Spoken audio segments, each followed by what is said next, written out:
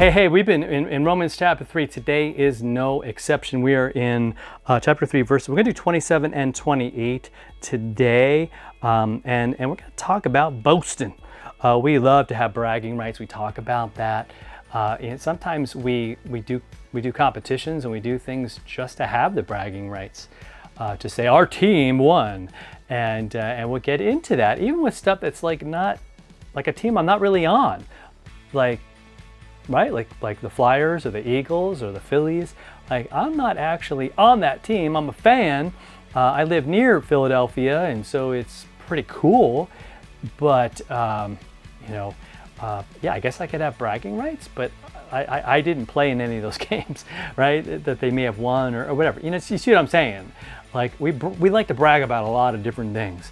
And even when it comes to faith, we want to look at in some way what we've done. We want it to count, don't we?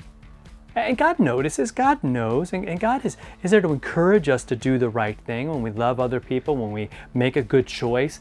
He's there to encourage us, to lift us up.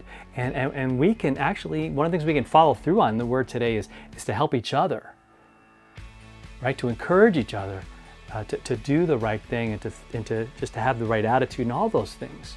So Paul in Romans 3, 27 and 28, he says this. He says, again, and it's a question we would have, then what becomes of our boasting? Oh man, our precious boasting. Man, do I have to get rid of that? He goes, yep, it's excluded. It's excluded, sorry. Now, by what kind of law? By a law of works? No, but by the law of faith. So here he goes. You've been talking about law because we speak that language. We get it, all right? Do this. I'm a horrible dancer, but I might be able to sort of manage like the chicken dance because it has instructions and it's structured. And again, I can follow the steps. And so if you try to get me on the dance floor, if it's something that says you do this, put your right foot in, put your right foot out, I can follow those directions. So we like that. It's comfort. I can look at it. I can grade myself. I can grade others, especially. That's especially fun. But he's saying, look, that's not what this is all about. It's about faith. Faith, right? The faith is its thing, and it's so important.